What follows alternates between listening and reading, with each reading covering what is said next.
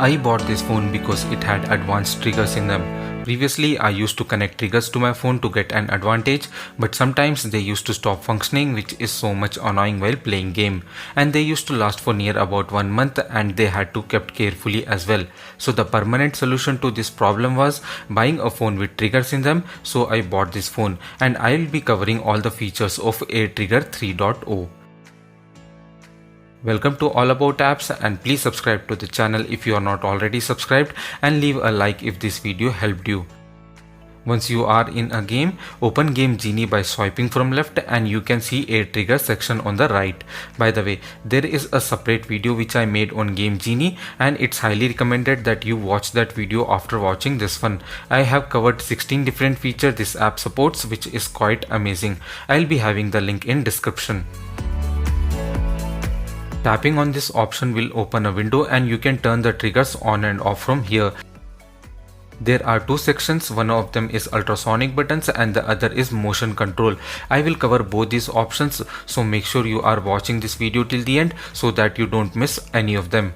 In the tap option, you can move the blue icon over any particular button to perform its functionality when you tap on triggers. This red icon belongs to right trigger, and since we have the same setting for both the trigger, let's turn it off. Tapping on the big blue touch button will take you to settings. Here you can set the number of taps in 1 second and there are 4 options available. If you select 4 times, pressing and holding on trigger will tap the button 4 times and you can see the blue icon flashing.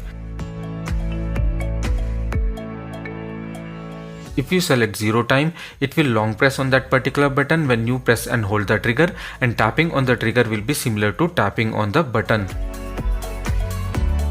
You can also activate any macro. Suppose you are doing a task repeatedly, maybe tapping on a button. This is something the macro feature can do for you instead of you tapping on the button continuously.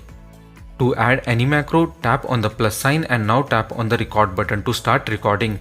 Start your actions on screen, and once done, tap on the stop button and save the macro. Now you can see the saved macro and you can play it. There is a separate macro section, more details of which are covered in the Game Genie video.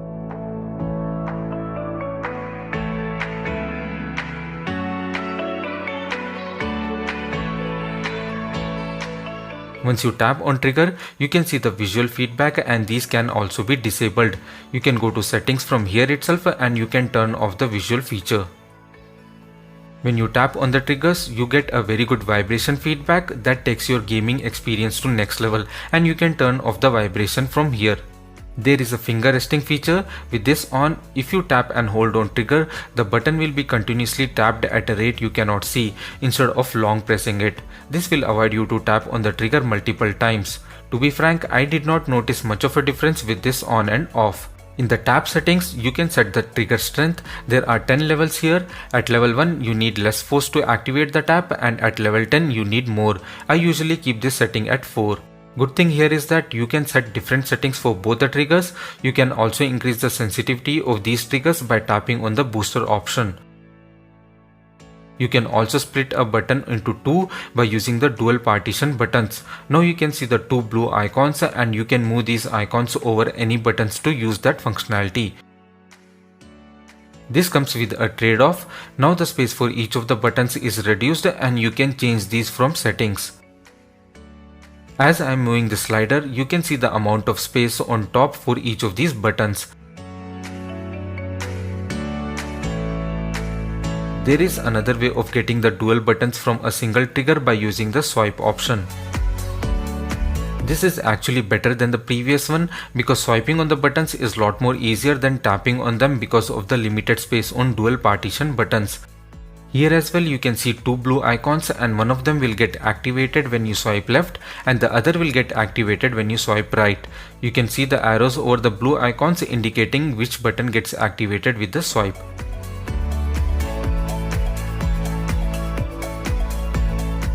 In the settings, you can actually set the speed at which you want the swipe so that the buttons get triggered.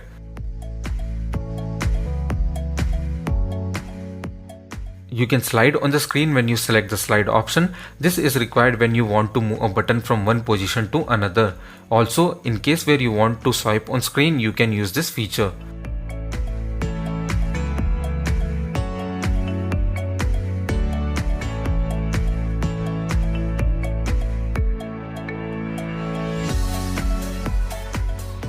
There are also some speed and distance related preferences that you can set from settings, like we had for all the other options. The settings which I found good is 5x for distance multiplier and low trigger distance. If you have the case on your phone, it gets a little bit difficult when you are using the slide, swipe and dual buttons option, but without the case, these settings work like charm. I personally use the tap option in the left trigger and the swipe option in the right trigger.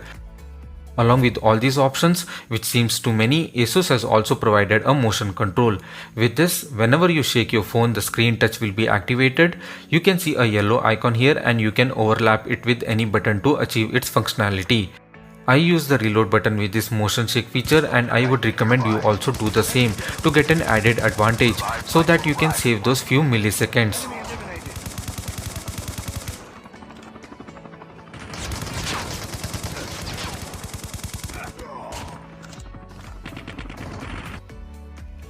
These were all the settings related to A-triggers, and let me know in comments if you have any questions or suggestions.